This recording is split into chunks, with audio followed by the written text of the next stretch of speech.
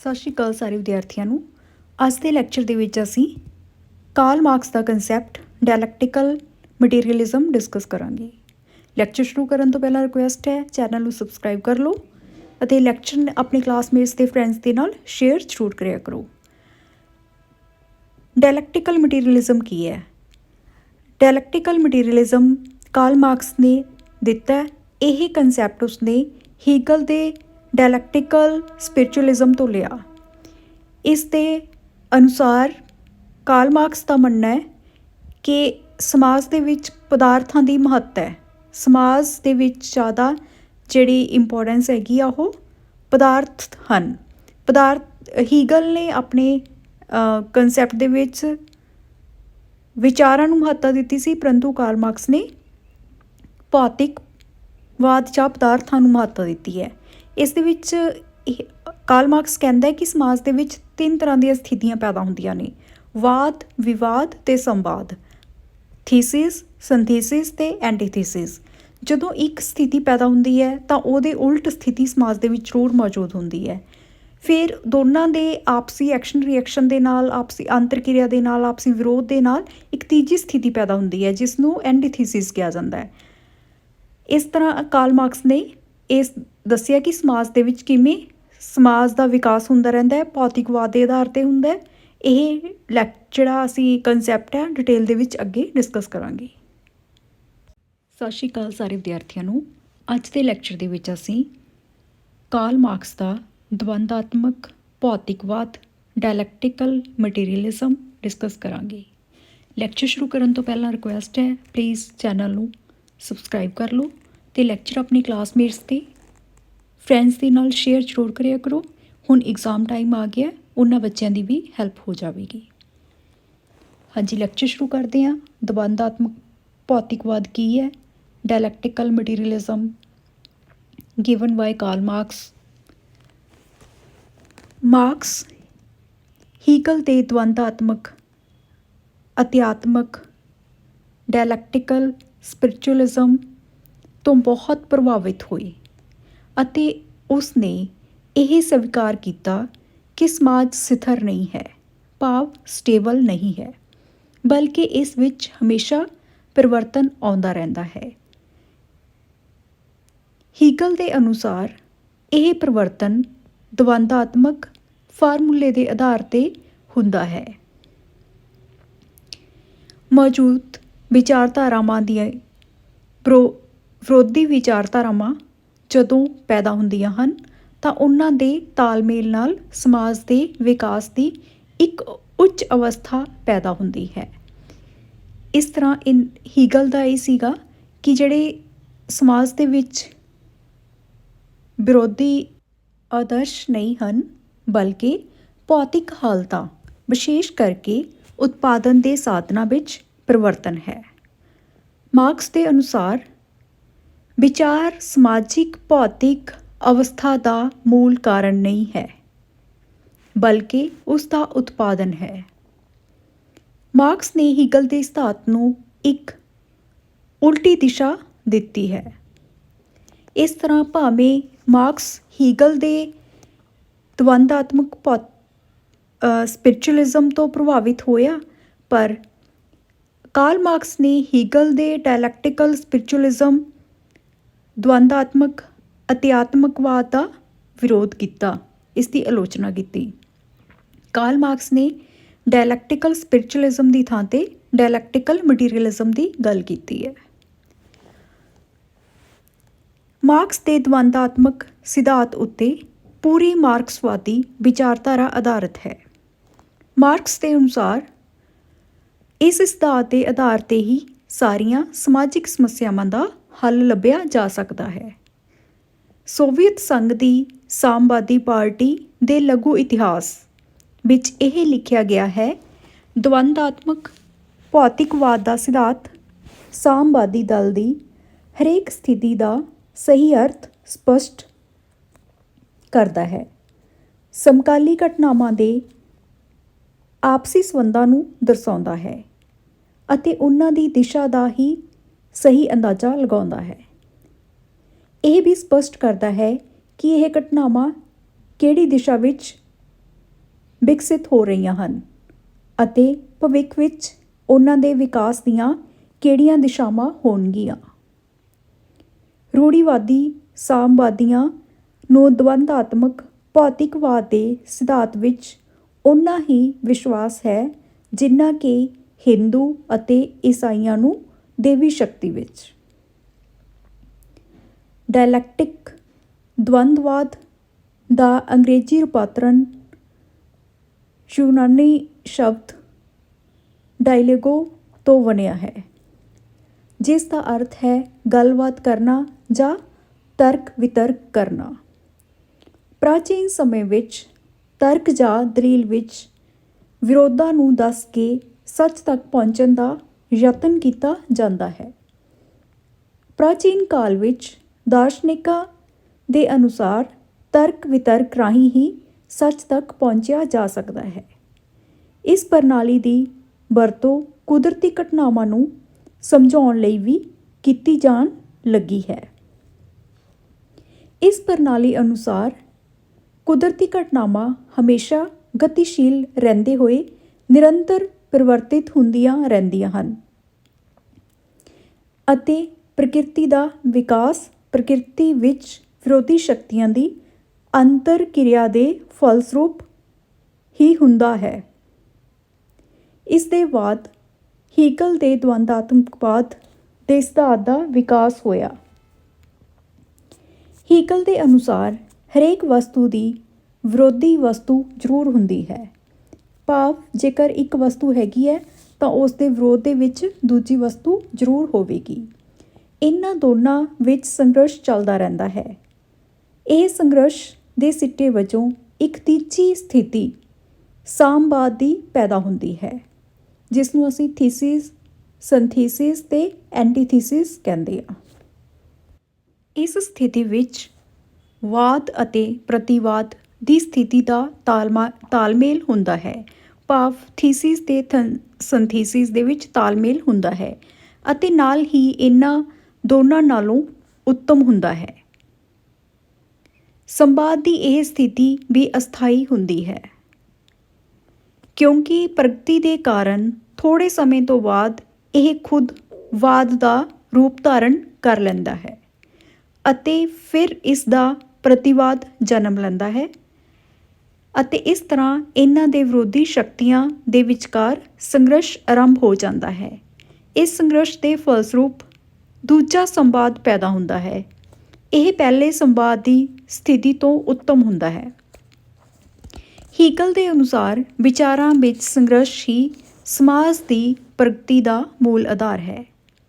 ਇਸ ਤਰ੍ਹਾਂ ਇਹ ਮੰਨਿਆ ਜਾਂਦਾ ਹੈ ਕਿ ਪਹਿਲਾਂ ਇੱਕ ਥੀਸਿਸ ਹੈ, ਫਿਰ ਉਸ ਦੇ ਉਲਟ ਸਿੰਥੀਸਿਸ ਪੈਦਾ ਹੋਏਗਾ, ਫਿਰ ਇਹਨਾਂ ਦੋਨਾਂ ਤੋਂ ਮਿਲ ਕੇ ਇੱਕ ਐਂਟੀਥੀਸਿਸ ਸਾਡੇ ਕੋਲੇ ਆ ਜਾਂਦਾ ਹੈ। ਪਰ ਇਹ ਐਂਟੀਥੀਸਿਸ ਹੈ ਜਿਹੜਾ ਥੋੜ੍ਹੇ ਟਾਈਮ ਬਾਅਦ ਜਾ ਕੇ ਥੀਸਿਸ ਦਾ ਰੂਪ ਧਾਰਨ ਕਰ ਲੈਂਦਾ ਹੈ। ਫਿਰ ਉੱਥੇ ਸਿੰਥੀਸਿਸ ਪੈਦਾ ਹੁੰਦਾ ਹੈ, ਫਿਰ ਦੋਨਾਂ ਤੋਂ ਜਿਹੜਾ ਐਂਟੀਥੀਸਿਸ ਨਵਾਂ ਬਣਦਾ ਹੈ। ਇਸ ਤਰ੍ਹਾਂ ਇਹ ਸਮਾਜ ਦੇ ਵਿੱਚ ਚੱਲਦਾ ਰਹਿੰਦਾ ਹੈ।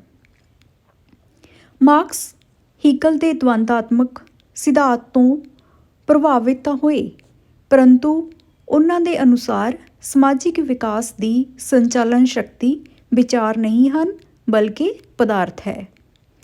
ਮਾਰਕਸ ਦੇ ਅਨੁਸਾਰ ਵਿਰੋਧੀ ਸ਼ਕਤੀਆਂ ਹਰੇਕ ਸਮਾਜ ਵਿੱਚ ਵਿਦਮਾਨ ਹੁੰਦੀਆਂ ਹਨ, ਪਰ ਇਹਨਾਂ ਸ਼ਕਤੀਆਂ ਦੇ ਵਿਰੋਧ ਦਾ ਆਧਾਰ ਪਦਾਰਥ ਹੁੰਦਾ ਹੈ। ਮਾਰਕਸ ਦੇ ਸ਼ਬਦਾਂ ਵਿੱਚ ਮੇਰੇ ਲਈ ਭੌਤਿਕ ਵਿਸ਼ਵ ਤੋਂ ਇਲਾਵਾ ਹੋਰ ਕੋਈ ਆਦਰਸ਼ ਜਾਂ ਵਿਚਾਰ ਨਹੀਂ ਹੋ ਸਕਦਾ। ਭੌਤਿਕ ਵਿਸ਼ਵ ਹੀ ਮਨੁੱਖੀ ਦਿਲ ਵਿੱਚ ਛਾਇਆ ਦਿੰਦਾ ਹੈ ਅਤੇ ਵਿਚਾਰਾਂ ਦੇ ਰੂਪ ਵਿੱਚ ਅਮਿੱਟ ਹੁੰਦਾ ਹੈ। ਇਸ ਨੂੰ ਸਪਸ਼ਟ ਕਰਦੇ ਹੋਏ ਮਾਰਕਸ ਨੇ ਕਿਹਾ ਹੈ, ਮਨੁੱਖਾਂ ਦੀ ਜਾਗਤੀ ਉਹਨਾਂ ਦੀ ਹੋਂਦ ਨੂੰ ਨਿਰਧਾਰਿਤ ਨਹੀਂ ਕਰਦੀ, ਬਲਕਿ ਇਸ ਦੇ ਵਿਪਰੀਤ ਉਹਨਾਂ ਦੀ ਸਮਾਜਿਕ ਹੋਂਦ ਉਹਨਾਂ ਦੀ ਜਾਗ੍ਰਿਤੀ ਨੂੰ ਨਿਰਧਾਰਿਤ ਕਰਦੀ ਹੈ। ਮਾਰਕਸ ਨੇ ਆਪਣੇ ਦਵੰਦਵਾਦ ਦੇ ਸਿਧਾਂਤ ਦੀ ਹੀਗਲ ਦੀ ਬਜਾਏ ਜ਼ਿਆਦਾ ਦਲੀਲ ਭਰਿਆ ਅਤੇ ਵਿਗਿਆਨਿਕ ਢੰਗ ਨਾਲ ਵਰਣਨ ਕੀਤਾ ਹੈ। ਹੀਗਲ ਦੇ ਅਨੁਸਾਰ ਪ੍ਰਕਿਰਤੀ ਅਤੇ ਸਮਾਜ ਦਾ ਵਿਕਾਸ ਨਿਰਪੇਖ ਵਿਚਾਰ ਰਾਹੀਂ ਹੁੰਦਾ ਹੈ। ਪਰੰਤੂ ਮਾਰਕਸ ਦੇ ਅਨੁਸਾਰ ਇਸ ਵਿਕਾਸ ਦਾ ਕਾਰਨ ਭੌਤਿਕ ਤੱਥਾਂ ਵਿੱਚ ਵਿਕਾਸ ਹੈ। ਮਾਰਕਸ ਦੇ ਅਨੁਸਾਰ ਹੀਗਲ ਨੇ ਆਪਣੇ ਦਵੰਦਵਾਦ ਸਿਧਾਂਤ ਵਿੱਚ ਵਾਸਤਵਿਕ ਅਤੇ ਪ੍ਰਯੋਗ ਸਿੱਧ ਤੱਥਾਂ ਉੱਤੇ ਬਿਲਕੁਲ ਧਿਆਨ ਨਹੀਂ ਦਿੱਤਾ। ਮਾਰਕਸ ਦੇ ਅਨੁਸਾਰ ਹੀਗਲ ਨੇ ਉਸ ਯਥਾਰਥ ਜਾਂ ਭੌਤਿਕ ਦੁਨੀਆ ਦੀ ਅਵਹੇਲਨਾ ਕੀਤੀ ਜਿਸ ਵਿੱਚ ਹੀਗਲ ਖੁਦ ਰਹਿੰਦਾ ਹੈ ਅਤੇ ਜਿਸ ਵਿੱਚ ਉਹਨਾਂ ਨੂੰ ਰਿਸ਼ਟ-ਪੁਸ਼ਟ ਬਣਨ ਦੇ, ਰੋਜੀ ਕਮਾਉਣ ਦੇ ਅਤੇ ਹੋਰ ਸਮੁੱਚੇ ਸਾਧਨ ਉਪਲਬਧ ਹੋਏ ਹਨ, ਜਿਸ ਦੇ ਫਲਸਰੂਪ ਦਿਮਾਗ ਦੇ ਨਾਲ ਉਹਨਾਂ ਦੇ ਸਰੀਰ ਦੀ ਹੋਂਦ ਬਣੀ ਹੈ। ਉਹਨਾਂ ਦੇ ਲਈ ਦਾਰਸ਼ਨਿਕ ਵਿਚਾਰ ਪ੍ਰਗਟਾਉਣਾ ਸੰਭਵ ਹੈ।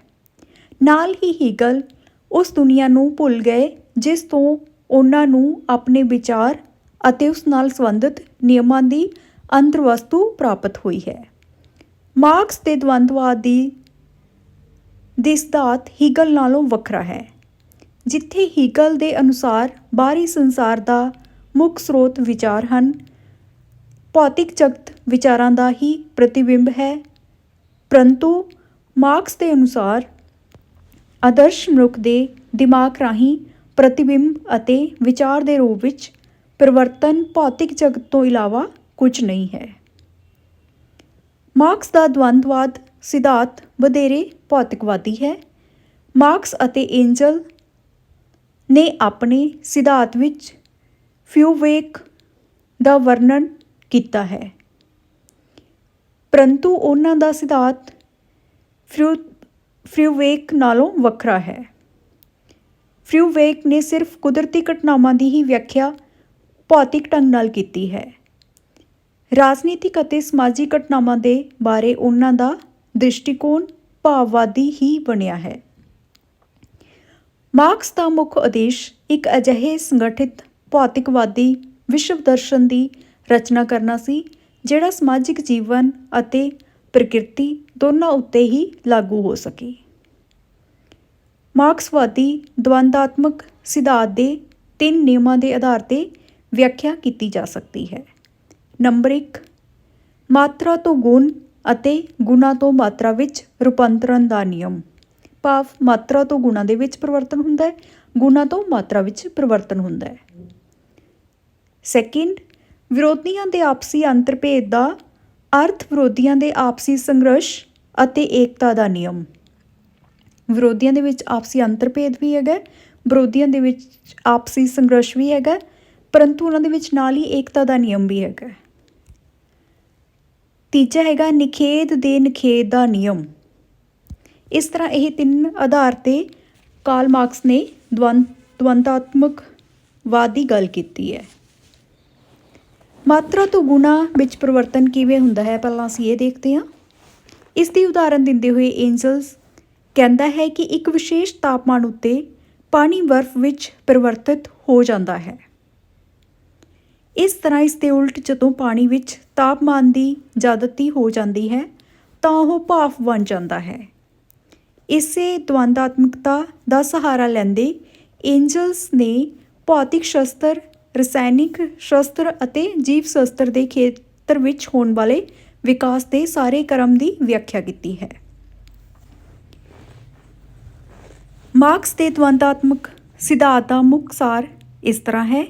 ਨੰਬਰ 1, ਤੱਤ ਸ਼ਾਸਤਰ ਮੈਟਾਫਿਜ਼ੀਕਲ ਦੇ ਵਿਪਰੀਤ ਮਾਰਕਸਵਾਦੀ ਦਵੰਦਾਤਮਕ ਸਿਧਾਂਤ ਦੇ ਅਨੁਸਾਰ ਕੁਦਰਤੀ ਵੱਖ-ਵੱਖ ਘਟਨਾਵਾਂ ਦਾ ਇੱਕ ਅਚਾਨਕ ਸੰਗ੍ਰਹਿ ਨਹੀਂ ਹੈ ਜਿਹੜਾ ਇੱਕ ਦੂਜੇ ਤੋਂ ਬਿਲਕੁਲ ਭਿੰਨ ਅਤੇ ਅਸੰਬੰਧਿਤ ਹੈ। ਦਵੰਦਵਾਦ ਦੇ ਅਨੁਸਾਰ ਪ੍ਰਕਿਰਤੀ ਇੱਕ ਪੂਰਨ ਸੰਯੋਗ ਅਤੇ ਪੂਰਨ ਸਮਗਰਤਾ ਹੈ ਜਿਸ ਵਿੱਚ ਵੱਖ-ਵੱਖ ਵਸਤਾਂ ਸਜੀਵ ਰੂਪ ਨਾਲ ਇੱਕ ਦੂਜੇ ਨਾਲ ਸਾਂਝੀਆਂ, ਇੱਕ ਦੂਜੇ ਉੱਤੇ ਨਿਰਭਰ ਅਤੇ ਇੱਕ ਦੂਜੇ ਨਾਲ ਜੁੜੀਆਂ ਹੋਈਆਂ ਹਨ। ਹਰੇਕ ਘਟਨਾ ਦੂਜੀਆਂ ਘਟਨਾਵਾਂ ਨਾਲ ਘਿਰੀ ਹੋਈ ਰਹਿੰਦੀ ਹੈ ਅਤੇ ਸਭ ਦਾ ਪ੍ਰਭਾਵ ਹਰੇਕ ਉੱਤੇ ਪੈਂਦਾ ਹੈ। ਇਸ ਲਈ ਸਮਾਜ ਇੱਕ ਸੰਜੀਵੀ ਇਕਾਈ ਹੈ ਜਿਸ ਵਿੱਚ ਵੱਖ-ਵੱਖ ਘਟਨਾਵਾਂ ਅਤੇ ਵਸਤਾਂ ਇੱਕ ਦੂਜੇ ਨਾਲ ਸੰਯੁਕਤ, ਇੱਕ ਦੂਜੇ ਉੱਤੇ ਨਿਰਭਰ ਅਤੇ ਇੱਕ ਦੂਜੇ ਰਾਹੀਂ ਨਿਰਧਾਰਿਤ ਹਨ। ਕਾਰਲ ਮਾਰਕਸ ਦੇ ਦਵੰਦਵਾਤਮਕ ਸਿਧਾਂਤ ਦੇ ਅਨੁਸਾਰ ਸਮਾਜਿਕ ਘਟਨਾਵਾਂ ਅਚਾਨਕ ਹੀ ਨਹੀਂ ਵਾਪਰਦੀਆਂ ਅਤੇ ਨਾ ਹੀ ਉਹਨਾਂ ਦਾ ਕਾਰਨ ਅਲੌਕਿਕ ਸ਼ਕਤੀਆਂ ਹਨ। ਇਹਨਾਂ ਘਟਨਾਵਾਂ ਦੀ ਹੋਂਦ ਸਰਬ ਭੌਤਿਕ ਢੰਗ ਨਾਲ ਹੁੰਦੀ ਹੈ, ਜਿਹਾ ਕਿ ਕੁਦਰਤੀ ਘਟਨਾਵਾਂ ਵਿੱਚ ਹੈ। ਮਾਰਕਸ ਨੇ ਇਸ ਤੱਥ ਨੂੰ ਸਪਸ਼ਟ ਕਰਦੇ ਹੋਏ ਇੱਕ ਉਦਾਹਰਨ ਦਿੱਤੀ ਹੈ। ਉਹਨਾਂ ਦੇ ਅਨੁਸਾਰ ਜਵਾਲਾਮੁਖੀ ਦਾ ਵਿਸਫੋਟ ਇੱਕਦਮ ਨਹੀਂ ਹੁੰਦਾ, ਬਲਕਿ ਕਈ ਵਰ੍ਹਿਆਂ ਤੋਂ ਲਾਵਾ ਜਵਾਲਾ ਪਰਬਤ ਵਿੱਚ ਉਬਲਦਾ ਰਹਿੰਦਾ ਹੈ ਅਤੇ ਜਦੋਂ ਇਸ ਦਾ ਤਾਪਮਾਨ ਇੰਨਾ ਜ਼ਿਆਦਾ ਹੋ ਜਾਂਦਾ ਹੈ ਕਿ ਪਰਬਤ ਦੇ ਅੰਦਰ ਇਹ ਨਹੀਂ ਰਹਿ ਸਕਦਾ ਤਾਂ ਵਿਸਫੋਟ ਹੁੰਦਾ ਹੈ ਅਤੇ ਲਾਵਾ ਬਾਹਰ ਨਿਕਲਣਾ ਸ਼ੁਰੂ ਹੋ ਜਾਂਦਾ ਹੈ। ਇਹੀ ਨਿਯਮ ਸਮਾਜਿਕ ਪਰਿਵਰਤਨ ਉੱਤੇ ਵੀ ਲਾਗੂ ਹੁੰਦਾ ਹੈ।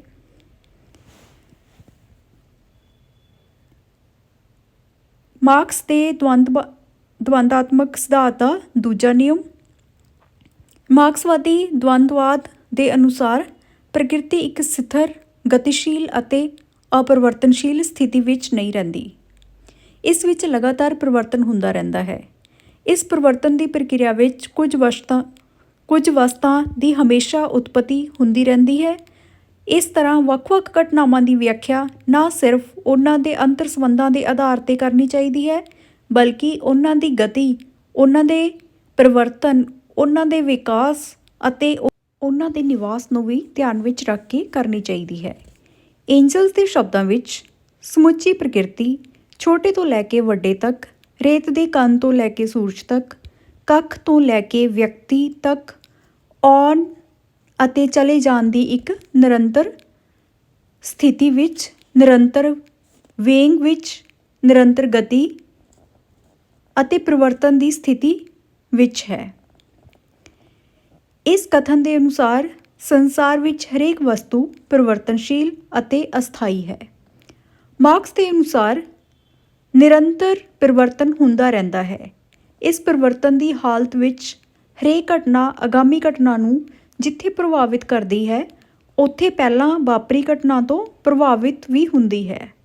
ਇਸ ਤਰ੍ਹਾਂ ਕੁਝ ਤੱਤਾਂ ਦਾ ਸਮਾਜ ਵਿੱਚ ਆਗਮਨ ਹੁੰਦਾ ਹੈ, ਭਾਵ ਕੁਝ ਤੱਤ ਸਮਾਜ ਵਿੱਚ ਆਉਂਦੇ ਹਨ, ਜਾਂ ਦੂਜੇ ਤੱਤਾਂ ਦਾ ਨਿਗਮਨ ਹੁੰਦਾ ਹੈ, ਦੂਜੇ ਤੱਤ ਸਮਾਜ ਵਿੱਚੋਂ ਜਾਂਦੇ ਹਨ। ਐਂਜਲਸ ਦੇ ਅਨੁਸਾਰ ਮਾਰਕਸ ਦਾ ਦਵੰਦਾਤਮਕ ਭੌਤਿਕਵਾਦ ਵਸਤਾਂ ਅਤੇ ਉਹਨਾਂ ਦੇ ਗੋਚਰ ਪ੍ਰਤੀਰੂਪਾਂ ਨੂੰ ਤੱਤ ਰੂਪ ਨਾਲ ਇੱਕ ਦੂਜੇ ਨਾਲ ਸੰਬੰਧਿਤ, ਉਹਨਾਂ ਦੇ ਸੰਭੋਗ, ਉਹਨਾਂ ਦੀ ਗਤੀਸ਼ੀਲਤਾ ਅਤੇ ਉਹਨਾਂ ਦੇ ਜਨਮ ਅਤੇ ਨਿਵਾਰਨ ਦੀ ਹਾਲਤ ਵਿੱਚ ਦੇਖਣਾ ਹੈ। ਨੈਕਸਟ, ਤੀਜਾ ਨਿਯਮ ਕਾਰਲ ਮਾਰਕਸ ਦੇ ਦਵੰਦਾਤਮਕ ਸਿਧਾਂਤ ਦਾ। ਤੱਤਵ ਸ਼ਾਸਤਰ ਦੇ ਵਿਪਰੀਤ ਮਾਰਕਸਵਾਦੀ ਦਵੰਦਵਾਦ ਇਸ ਗੱਲ ਉੱਤੇ ਵਿਸ਼ਵਾਸ ਨਹੀਂ ਕਰਦਾ ਕਿ ਵਿਕਾਸ ਦੀ ਪ੍ਰਕਿਰਿਆ ਇਸ ਸਰਲ ਪ੍ਰਕਿਰਿਆ ਹੈ ਜਿਸ ਵਿੱਚ ਛੋਟੇ ਤੋਂ ਛੋਟਾ ਪਰਿਣਾਮਾਤਮਕ ਪਰਿਵਰਤਨ ਅਤੇ ਵੱਡੇ ਤੋਂ ਵੱਡੇ ਗੁਣਾਤਮਕ ਪਰਿਵਰਤਨ ਸੰਭਵ ਹੋ ਸਕਦੇ ਹਨ। ਪਰ ਇਹ ਪਰਿਵਰਤਨ ਹੌਲੀ-ਹੌਲੀ ਜਾਂ ਸਰਲ ਤਰੀਕੇ ਨਾਲ ਨਹੀਂ ਹੁੰਦੇ, ਬਲਕਿ ਜਲਦੀ ਨਾਲ ਅਤੇ ਇੱਕਦਮ ਵੀ ਹੋ ਸਕਦੇ ਹਨ।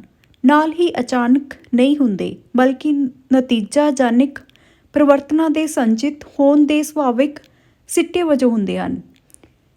ਜਿਵੇਂ ਜੇਕਰ ਅਸੀਂ ਪਾਣੀ ਨੂੰ ਗਰਮ ਕਰਦੇ ਹਾਂ ਤਾਂ ਸਭ ਤੋਂ ਪਹਿਲਾਂ ਗਰਮੀ ਇਸ ਵਿੱਚ ਸਮਾ ਜਾਂਦੀ ਹੈ ਅਤੇ ਪ੍ਰਤੱਖ ਤੌਰ 'ਤੇ ਇਸ ਵਿੱਚ ਕੋਈ ਪਰਿਵਰਤਨ ਨਹੀਂ ਹੁੰਦਾ, ਪਰੰਤੂ ਜਦੋਂ ਪਾਣੀ ਨੂੰ 100 ਡਿਗਰੀ ਤਾਪਮਾਨ ਤੱਕ ਗਰਮ ਕੀਤਾ ਜਾਂਦਾ ਹੈ ਤਾਂ ਉਹ ਭਾਫ਼ ਬਣਨਾ ਸ਼ੁਰੂ ਹੋ ਜਾਂਦਾ ਹੈ। ਮਾਰਕਸ ਦੇ ਦਵੰਦਾਤਮਕ ਸਿਧਾਂਤ ਦੇ ਅਨੁਸਾਰ ਜਦੋਂ ਗੁਣਾਤਮਕ ਪਰਿਵਰਤਨ ਦਾ ਸੰਗ੍ਰਹਿ ਹੁੰਦਾ ਹੈ ਤਾਂ ਅਜਿਹੀ ਸਥਿਤੀ ਆਉਂਦੀ ਹੈ ਕਿ ਇਹ ਸਮਾਜਿਕ ਪਰਿਵਰਤਨ ਨੂੰ ਜਨਮ ਦਿੰਦਾ ਹੈ। ਸਮਾਜ ਵਿੱਚ ਵਧਦੇ ਹੋਏ ਵਿਰੋਧਾਂ, ਆਰਥਿਕ ਸਥਿਤੀਆਂ ਅਤੇ ਸਬੰਧਾਂ ਵਿੱਚ ਪਰਿਵਰਤਨ ਹਮੇਸ਼ਾ ਇਕੱਠੇ ਰਹਿੰਦੇ ਹਨ। ਇੱਕ ਅਜਿਹੀ ਸਥਿਤੀ ਆਉਂਦੀ ਹੈ ਕਿ ਸਮਾਜ ਦੀ ਤਤਕਾਲੀਨ ਵਿਵਸਥਾ ਨੂੰ ਬਣਾਈ ਰੱਖਣਾ ਕਠਿਨ ਹੋ ਜਾਂਦਾ ਹੈ ਅਤੇ ਸਮਾਜ ਵਿੱਚ ਕ੍ਰਾਂਤੀਕਾਰੀ ਗੁਣਾਤਮਕ ਪਰਿਵਰਤਨ ਹੋ ਜਾਂਦੇ ਹਨ। ਐਂਜਲਸ ਦੇ ਅਨੁਸਾਰ ਗਤੀ ਦਾ ਇਹ ਰੂਪ ਜਾਂ ਤਾਂ ਕਿਸੇ ਵਸਤੂ ਵਿੱਚ ਨਿਹਿਤ ਹੁੰਦਾ ਹੈ ਜਾਂ ਬਾਹਰੋਂ ਉਸ ਨੂੰ ਦਿੱਤਾ ਜਾਂਦਾ ਹੈ। ਨੈਕਸਟ 4th ਪੁਆਇੰਟ, ਦਵੰਦਾਤਮਕ ਸਿਧਾਂਤ ਦੇ ਅਨੁਸਾਰ ਵਿਕਾਸ ਦੀ ਪ੍ਰਕਿਰਿਆ ਨੂੰ ਇੱਕ ਵਾਵਰੋਲਾ ਗਤੀ ਦੇ ਰੂਪ ਵਿੱਚ ਨਹੀਂ ਸਮਝਣਾ ਚਾਹੀਦਾ। ਅਰਥਾਤ ਵਿਕਾਸ ਦੀ ਇਸ ਪ੍ਰਕਿਰਿਆ ਸਿਰਫ ਉਸ ਦੇ ਪੁਨਰ ਜਨਮ ਨਹੀਂ ਹੈ ਜੋ ਕਿ ਪਹਿਲਾਂ ਵਾਪਰ ਚੁੱਕਿਆ ਹੈ। ਇਸ ਸਿਧਾਂਤ ਦੇ ਅਨੁਸਾਰ ਵਿਕਾਸ ਦੀ ਗਤੀ ਨਿਰੰਤਰ ਅੱਗੇ ਵਧਦੀ ਹੋਈ ਲਕੀਰ ਦੀ ਤਰ੍ਹਾਂ ਹੈ। ਅਸਲ ਵਿੱਚ ਇਹ ਪੁਰਾਣੀ ਗੁਣਾਤਮਕ ਸਥਿਤੀ ਦਾ ਇੱਕ ਨਵੀਂ ਗੁਣਾਤਮਕ ਸਥਿਤੀ ਵਿੱਚ ਬਦਲਣਾ ਹੈ। ਸਰਲ ਜਾਂ ਜਟਿਲ ਹੋਣਾ ਅਤੇ ਇੱਕ ਨੀਵੀਂ ਸਥਿਤੀ ਦਾ ਉੱਚ ਪੱਧਰ ਵੱਲ ਅੱਗੇ ਵਧਣਾ ਹੈ। ਦਵੰਦਾਤਮਕ ਸਿਧਾਂਤ ਦੇ ਅਨੁਸਾਰ ਵਿਕਾਸ ਦੀ ਪ੍ਰਕਿਰਿਆ ਵਿੱਚ ਸਮਾਜ ਨਿਰੰਤਰ ਅੱਗੇ ਵੱਲ ਵਧਦਾ ਹੈ। ਇਹ ਵਿਕਾਸ ਸਭ ਤੋਂ ਪਹਿਲਾਂ ਇੰਨਾ ਹੌਲੀ-ਹੌਲੀ ਹੁੰਦਾ ਹੈ ਕਿ ਇਸ ਦੀ ਹੋਂਦ ਦਾ ਅਹਿਸਾਸ ਵੀ ਨਹੀਂ ਹੁੰਦਾ, ਪਰੰਤੂ ਇੱਕ ਅਜਿਹੀ ਸਥਿਤੀ ਆਉਂਦੀ ਹੈ ਕਿ ਤਤਕਾਲੀਨ ਸਮਾਜ ਨੂੰ ਬਣਾਈ ਰੱਖਣਾ ਕਠਿਨ ਹੋ ਜਾਂਦਾ ਹੈ ਅਤੇ ਪ੍ਰਾਚੀਨ ਸਮਾਜਿਕ ਵਿਵਸਥਾ ਦੀ ਥਾਂ ਕ੍ਰਾਂਤੀਕਾਰੀ ਢੰਗ ਨਾਲ ਨਵੀਂ ਸਮਾਜਿਕ ਵਿਵਸਥਾ ਲੈ ਲੈਂਦੀ ਹੈ। ਨੈਕਸਟ 5th ਪੁਆਇੰਟ, ਤੱਤਵ ਸ਼ਾਸਤਰ ਦੇ ਵਿਪਰੀਤ ਦਵੰਦਵਾਦ ਦੇ ਅਨੁਸਾਰ ਸਾਰੀਆਂ ਵਸਤਾਂ ਅਤੇ ਪ੍ਰਕਿਰਤੀ ਦੀਆਂ ਘਟਨਾਵਾਂ ਵਿੱਚ ਇੱਕ ਅੰਦਰੂਨੀ ਵਿਰੋਧ ਹੁੰਦਾ ਹੈ। ਹਰੇਕ ਘਟਨਾ ਦਾ ਵਾਦ ਅਤੇ ਪ੍ਰਤੀਵਾਦ, ਭੂਤ ਅਤੇ ਭਵਿੱਖ, ਵਿਨਾਸ਼ ਅਤੇ ਵਿਕਾਸ ਦੋਨੋਂ ਪੱਖ ਹੁੰਦੇ ਹਨ। ਲੈਨਿਨ ਦੇ ਅਨੁਸਾਰ ਦਵੰਦਵਾਦ ਵਸਤਾਂ ਵਿੱਚ ਨਿਹਿਤ ਅੰਦਰੂਨੀ ਵਿਰੋਧ ਦਾ ਅਧਿਐਨ ਹੁੰਦਾ ਹੈ। ਇਸ ਤਰ੍ਹਾਂ ਕਾਰਲ ਮਾਰਕਸ ਦੇ ਅਨੁਸਾਰ ਹਰੇਕ ਹਾਲਤ ਆਪਣੇ ਤੋਂ ਪਹਿਲਾਂ ਵਾਲੀ ਅਵਸਥਾ ਦਾ ਨਿਖੇਧ ਹੁੰਦੀ ਹੈ। ਦੋਨਾਂ ਦੇ ਤਾਲਮੇਲ ਨਾਲ ਇੱਕ ਨਵੀਂ ਅਵਸਥਾ ਦਾ ਵਿਕਾਸ ਹੁੰਦਾ ਹੈ। ਇੱਕ ਅਜਿਹੀ ਸਥਿਤੀ ਆਉਂਦੀ ਹੈ ਜਦੋਂ ਨਵੀਂ ਅਵਸਥਾ ਦਾ ਨਿਖੇਧ ਪੈਦਾ ਹੁੰਦਾ ਹੈ ਅਤੇ ਇਸ ਤਰ੍ਹਾਂ ਵਿਕਾਸ ਦੀ ਪ੍ਰਕਿਰਿਆ ਚੱਲਦੀ ਰਹਿੰਦੀ ਹੈ। ਇਸ ਤਰ੍ਹਾਂ ਸਪਸ਼ਟ ਹੋ ਜਾਂਦਾ ਹੈ ਕਿ ਕਾਰਲ ਮਾਰਕਸ ਦੇ ਦਵੰਦਾਤਮਕ ਸਿਧਾਂਤ ਦੇ ਦੋ ਮੁੱਖ ਆਧਾਰ ਹਨ। ਨੰਬਰ 1, ਮਾਰਕਸ ਦੇ ਅਨੁਸਾਰ ਸੰਸਾਰ ਦਾ ਮੂਲ ਕਾਰਨ ਨਿਰਪੇਖ ਵਿਚਾਰ ਨਹੀਂ ਹਨ, ਬਲਕਿ ਪਦਾਰਥ ਹੈ ਜਿਹੜਾ ਹਮੇਸ਼ਾ ਗਤੀਸ਼ੀਲ ਹੈ। ਗਤੀਸ਼ੀਲਤਾ ਪਦਾਰਥ ਵਿੱਚ ਅੰਤਰਨਿਹਿਤ ਹੈ ਜਾਂ ਬਾਹਰੀ ਸ਼ਕਤੀਆਂ ਵੱਲੋਂ ਉਸ ਨੂੰ ਪ੍ਰਦਾਨ ਹੁੰਦੀ ਹੈ। ਵਿਕਾਸ ਅੰਦਰੂਨੀ ਵਿਰੋਧ ਦੇ ਕਾਰਨ ਹੁੰਦਾ ਹੈ। ਨਾਲ ਹੀ ਮਾਰਕਸ ਨੇ ਇਹ ਸਪਸ਼ਟ ਕੀਤਾ ਹੈ ਕਿ ਵੱਖ-ਵੱਖ ਪਦਾਰਥਾਂ ਵਿੱਚ ਅੰਤਰ ਸੰਬੰਧ ਅਤੇ ਆਪਸੀ ਨਿਰਭਰਤਾ ਪਾਈ ਜਾਂਦੀ ਹੈ, ਜਿਸ ਨਾਲ ਸਮਾਜ ਦੇ ਕਿਸੇ ਇੱਕ ਪਹਿਲੂ ਵਿੱਚ ਪਰਿਵਰਤਨ ਹੋਰ ਪਹਿਲੂਆਂ ਨੂੰ ਵੀ ਪ੍ਰਭਾਵਿਤ ਕਰਦਾ ਹੈ। ਮਾਰਕਸ ਨੇ ਆਦਰਸ਼ਵਾਦ ਦਾ ਖੰਡਨ ਕੀਤਾ ਹੈ। ਉਸ ਦੇ ਅਨੁਸਾਰ ਸੰਸਾਰ ਵਿਸ਼ਵ ਆਤਮਾ ਦਾ ਮੂਰਤ ਰੂਪ ਹੈ। ਮਾਰਕਸ ਦੇ ਅਨੁਸਾਰ ਵਿਚਾਰਾਂ ਦਾ ਕਾਰਨ ਵੀ ਪਦਾਰਥ ਹੈ।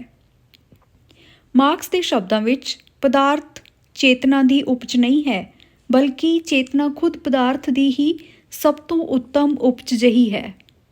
ਵਿਚਾਰ ਨੂੰ ਪਦਾਰਥ ਨਾਲੋਂ ਜੋ ਸੋਚਦਾ ਹੈ ਵੱਖ ਕਰਨਾ ਅਸੰਭਵ ਹੈ। ਲੈਨਿਨ ਦਾ ਇਹ ਕਥਨ ਮਾਰਕਸ ਦੇ ਵਿਚਾਰਾਂ ਨੂੰ ਹੋਰ ਵੀ ਸਪਸ਼ਟ ਕਰਦਾ ਹੈ ਕਿ ਪਦਾਰਥ ਕਿਸ ਤਰ੍ਹਾਂ ਗਤੀਸ਼ੀਲ ਹੈ ਅਤੇ ਉਹ ਕਿਸ ਤਰ੍ਹਾਂ ਸੋਚਦਾ ਹੈ। ਇਸੇ ਦਾ ਇੱਕ ਚਿੱਤਰ ਸੰਸਾਰ ਦਾ ਚਿੱਤਰ ਹੈ। ਦਿਮਾਗ ਹੀ ਵਿਚਾਰ ਪੈਦਾ ਕਰਨ ਵਾਲਾ ਸਰੀਰਕ ਅੰਗ ਹੈ। ਮਾਰਕਸ ਦੇ ਅਨੁਸਾਰ ਪਦਾਰਥ ਪ੍ਰਮੁੱਖ ਹੈ। ਇਹ ਸਾਡੀ ਚੇਤਨਾ ਅਤੇ ਵਿਚਾਰਧਾਰਾ ਦਾ ਮੁੱਖ ਸਰੋਤ ਹੈ। ਇਸ ਦੇ ਉਲਟ ਆਦਰਸ਼ਵਾਦ ਦੇ ਅਨੁਸਾਰ ਸਾਡੀ ਚੇਤਨਾ ਵਿੱਚ ਹੀ ਪਦਾਰਥ ਦੀ ਹੋਂਦ ਹੈ। ਪਰੰਤੂ ਮਾਰਕਸ ਨੇ ਆਪਣੇ ਸਿਧਾਂਤ ਵਿੱਚ ਇਹ ਸਿੱਧ ਕਰਨ ਦਾ ਯਤਨ ਕੀਤਾ ਹੈ ਕਿ ਪਦਾਰਥ ਇੱਕ ਅਜਿਹੀ ਵਸਤੂ ਪਰਕ ਅਸਲੀਅਤ ਆਬਜੈਕਟਿਵ ਰਿਐਲਿਟੀ ਹੈ ਜਿਸ ਦੀ ਹੋਂਦ ਚੇਤਨਾ ਤੋਂ ਸੁਤੰਤਰ ਹੈ। ਭੌਤਿਕ ਪਦਾਰਥ ਵਿੱਚ ਹੀ ਅੰਦਰੂਨੀ ਵਿਕਾਸ ਦਾ ਗੁਣ ਪਾਇਆ ਜਾਂਦਾ ਹੈ, ਜਿਹੜਾ ਵਿਕਾਸ ਦੀ ਪ੍ਰਕਿਰਿਆ ਵਿੱਚ ਵੱਖ-ਵੱਖ ਰੂਪ ਧਾਰਨ ਕਰਦਾ ਹੈ। ਭੌਤਿਕ ਪਦਾਰਥ ਵਿੱਚ ਹੀ ਇੱਕ ਕਿਸਮ ਦਾ ਅੰਦਰੂਨੀ ਵਿਰੋਧ ਹੁੰਦਾ ਹੈ, ਜਿਸ ਦੇ ਆਧਾਰ 'ਤੇ ਮਾਰਕਸ ਨੇ ਵਿਕਾਸ ਦੀਆਂ 3 ਸਥਿਤੀਆਂ ਵਾਦ, ਵਿਵਾਦ ਅਤੇ ਸੰਵਾਦ ਦਾ ਵਰਣਨ ਕੀਤਾ ਹੈ। ਹਰੇਕ ਸੰਵਾਦ ਦਾ ਵੀ ਪ੍ਰਤੀਵਾਦ ਹੁੰਦਾ ਹੈ ਅਤੇ ਇਸ ਤਰ੍ਹਾਂ ਸਮਾਜਿਕ ਵਿਕਾਸ ਨਿਰੰਤਰ ਹੁੰਦਾ ਰਹਿੰਦਾ ਹੈ। ਮਾਰਕਸ ਦੇ ਇਸ ਸਿਧਾਂਤ ਵਿੱਚ ਭੌਤਿਕਵਾਦ ਦੀ ਮਹੱਤਤਾ ਸਪਸ਼ਟ ਕੀਤੀ ਗਈ ਹੈ ਅਤੇ ਆਦਰਸ਼ਵਾਦ ਦੀ ਥਾਂ 'ਤੇ ਸਮਾਜਿਕ ਪਰਿਵਰਤਨ ਦੀ ਵਿਆਖਿਆ ਭੌਤਿਕਵਾਦ ਉੱਤੇ ਕੀਤੀ ਹੈ। ਉਹਨਾਂ ਦੇ ਅਨੁਸਾਰ ਪਦਾਰਥ ਹੀ ਵਿਚਾਰਾਂ, ਵੱਖ-ਵੱਖ ਅਨੁਭੂਤੀਆਂ ਅਤੇ ਫਲਸਫੇ ਦਾ ਜਨਮਦਾਤਾ ਹੈ। ਹਾਂਜੀ, ਇਹ ਤਾਂ ਸੀਗਾ ਕਾਰਲ ਮਾਰਕਸ ਦਾ ਡਾਇਲੈਕਟੀਕਲ ਮਟੀਰੀਅਲਿਜ਼ਮ। ਇਹ ਡਾਇਲੈਕਟੀਕਲ ਮਟੀਰੀਅਲਿਜ਼ਮ ਕਾਰਲ ਮਾਰਕਸ ਨੇ ਹੀਗਲ ਤੋਂ ਲਿਆ ਸੀਗਾ, ਪਰੰਤੂ ਬਾਅਦ ਦੇ ਵਿੱਚ ਉਸਨੇ ਹੀਗਲ ਦਾ ਵਿਰੋਧ ਕੀਤਾ। ਉਸਨੇ ਆਪਣਾ ਡਾਇਲੈਕਟੀਕਲ ਮਟੀਰੀਅਲਿਜ਼ਮ ਦਿੱਤਾ। ਹੀਗਲ ਦਾ ਡਾਇਲੈਕਟੀਕਲ ਸਪਿਰਿਚੁਅਲਿਜ਼ਮ ਸੀ। ਅਗਲੇ ਲੈਕਚਰ ਦੇ ਵਿੱਚ ਕਾਰਲ ਮਾਰਕਸ ਦੀ ਨੈਕਸਟ ਥਿਊਰੀ ਕਵਰ ਕਰਾਂਗੇ। ਜੇਕਰ ਕਿਸੇ ਸਪੈਸੀਫਿਕ ਟੌਪਿਕ 'ਤੇ ਲੈਕਚਰ ਚਾਹੀਦਾ ਤਾਂ ਤੁਸੀਂ ਮੈਨੂੰ ਕਮੈਂਟ ਕਰਕੇ ਦੱਸ ਸਕਦੇ ਹੋ। ਜੇਕਰ ਲੈਕਚਰ ਸਮਝ ਆ ਰਹੇ ਨੇ ਤਾਂ ਆਪਣੇ ਕਲਾਸਮੇਟਸ ਦੇ ਨਾਲ ਲੈਕਚਰ ਸ਼ੇਅਰ ਜ਼ਰੂਰ ਕਰਿਆ ਕਰੋ। Thank you.